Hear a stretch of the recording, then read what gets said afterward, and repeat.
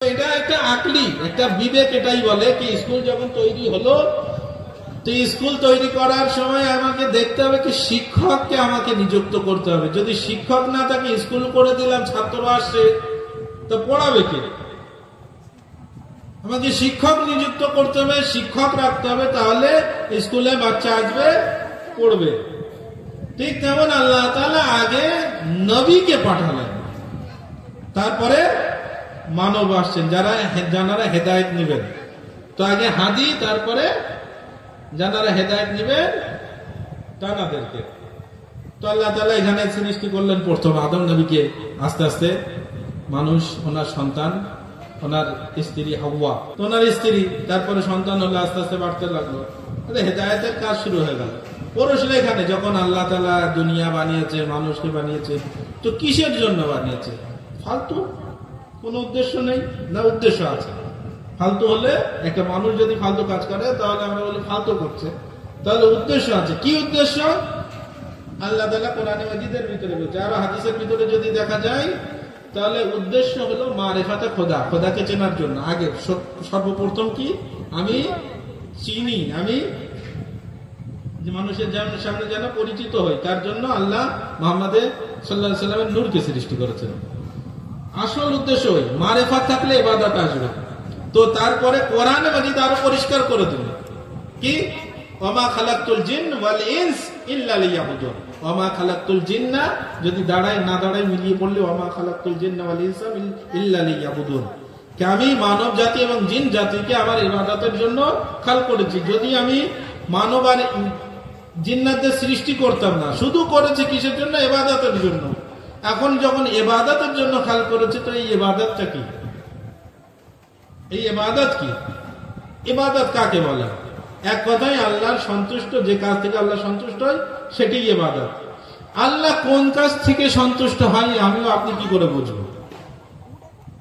আমিও আপনি কি করে বুঝবো কি আল্লাহ কোন কাজ থেকে সন্তুষ্ট আর কোন কাজ থেকে অসন্তুষ্ট?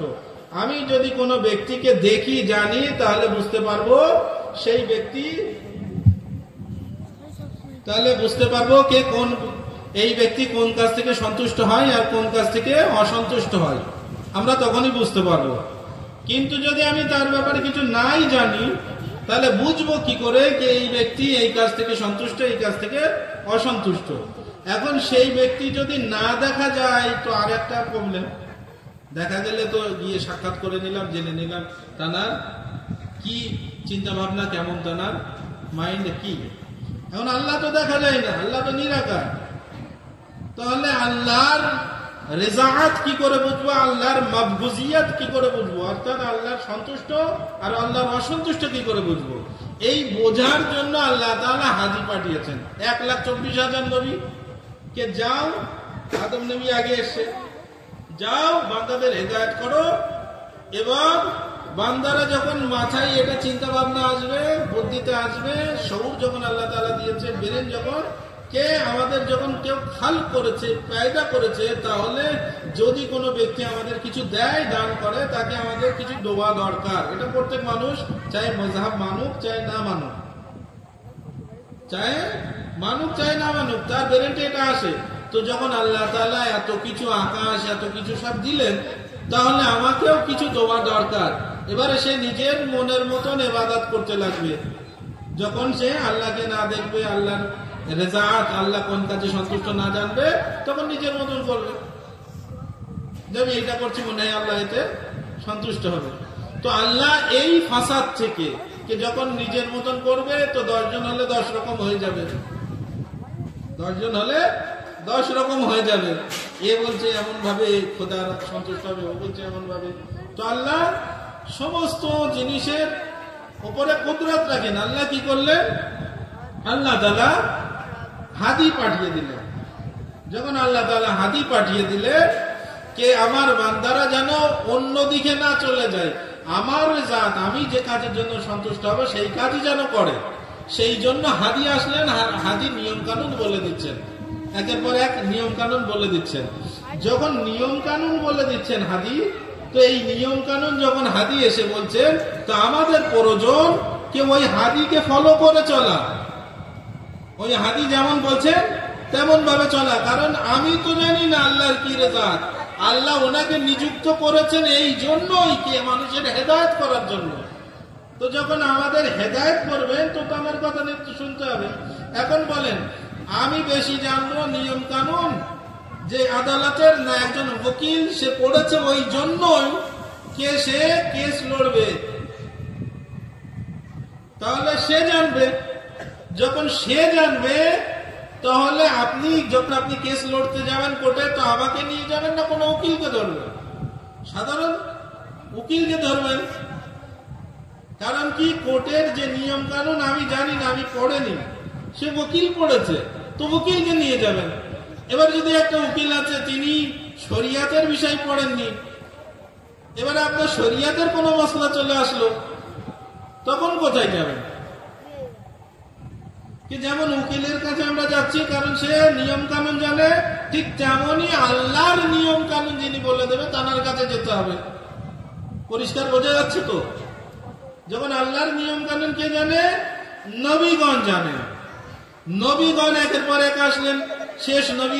শেষ নবী যখন চলে যাচ্ছেন, এখন শরিয়াত তো আর বন্ধ হয়নি, এই পর্যন্ত স্টপ আর কোনো দরকার নেই, এমন তো নয়।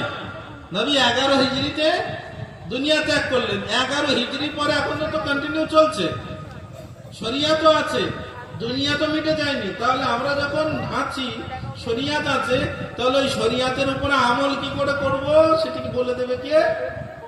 কারো তো হওয়া দরকার। তো নবী তো শেষ, নবী মানে নবুয়াত শেষ হয়ে গেছে, নবুয়াত শেষ। 1,24,000 নবী সবাই এসে গেছেন, চলেও গেছেন, দুনিয়াকে ত্যাগ করেছেন। এবং কিছু নবী এখনো জীবিত আছেন কিন্তু দুনিয়ায় নেই। আল্লাহ তাদেরকে, যেমন চতুর্থ আসমানে জানাবে ঈসা নবী, তিনি জীবিত আছেন কিন্তু তিনি তো দুনিয়ায় নেই, উনি তো আর হেদায়েতের জন্য নেই। তাহলে হেদায়েত করবে কে? কাউকে থাকা দরকার। এই যে কেউ থাকবে তার জন্যই মসলা, এই যে কেউ থাকবে তার জন্যই মসলা শুরু হলো। এবারে বিষয় একটা, কে আপনি আমি সবাই এখান থেকে পরেই বললে ভালো হয়, নাহলে এখান থেকে বুঝতে অসুবিধা হয়ে যাবে। আবার যখন এখানে শুরু হলো, নবী সাল্লাল্লাহু আলাইহি সাল্লাম যখন দুনিয়া ত্যাগ করবেন, এলান হয়ে গেল যে আমি শেষ হজ, আমার শেষ হজ, আমি দুনিয়াকে ত্যাগ করব। তো ওনাকে কোনো ব্যক্তিকে ওই জায়গায় বসানো দরকার না, যেমন উনি হেদায়েত করছিলেন তেমন কোনো ব্যক্তি এসে হেদায়েত করবে। ওই যে ওনার জায়গায় বসিয়েছেন সেটা হলো মাওলায়ে কায়নাত আলী ইবনে আবি তালিব আলাইহিস সালাম। আল্লাহুম্মা সাল্লি আলা মুহাম্মাদ ওয়া আলি মুহাম্মাদ। ওনাকে বসিয়েছেন।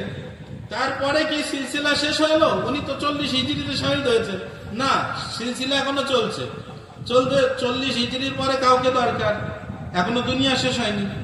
তো তারপরে ইমামে হাসান আলাইহিস সালাম হলেন, তারপরে ইমামে হুসাইন আলাইহিস সালাম। এরাও করতে করতে, আমি বলেই দিই তাহলে ভালো হবে, রিপিট হয়ে যাবে। ইমামে আলী আলাইহিস সালামের পরে ইমামে হাসান আলাইহিস সালাম হলেন, ইমামে হাসান আলাইহিস সালামের পরে ইমামে হুসাইন আলাইহিস সালাম হলেন, ইমামে হুসাইন আলাইহিস সালামের পরে ইমামে জাইনুল আবিদিন আলাইহিস সালাম হলেন, ইমামে জাইনুল আবিদিন আলাইহিস সালামের পরে ইমামে মুহাম্মদ বাকির আলাইহিস সালাম হলেন, ইমামে মুহাম্মদ বাকির আলাইহিস সালামের পরে ইমামে জাফরে সাদিক আলাইহিস সালাম হলেন, ইমামে জাফরে সাদিক আলাইহিস সালামের পরে ইমামে মুসায়ে কাজিম আলাইহিস সালাম হলেন, ইমামে মুসায়ে কাজিম আলাইহিস সালামের পরে ইমামে আলী রেজা আলাইহিস সালাম হলেন, ইমামে আলী রেজা আলাইহিস সালামের পরে ইমামে মুহাম্মদ তাকি আলাইহিস সালাম হলেন, ইমামে মুহাম্মদ তাকি আলাইহিস সালামের পরে ইমামে আলী নকি আলাইহিস সালাম হলেন, ইমামে আলী নকি আলাইহিস সালামের পরে ইমামে হাসান আসকারি আলাইহিস সালাম হলেন। অর্থাৎ 11 জন হয়ে গেলেন। এরপরে ইমামে হাসান আসকারি আলাইহিস সালাম উনি 260 হিজরিতে শহীদ হয়ে গেছেন। তো তারপরেও তো দুনিয়া শেষ হয়নি, সেই একই প্রশ্ন এখনো বাকি আছে। তাহলে ওই 260 হিজরির পরে কোন একজন হওয়া দরকার যিনি তারপরে মানুষের হেদায়েত করবেন। আর তিনি কে? ইমামে মেহেদী আখিরুজ জামান আজ্জালাল্লাহু তাআলা।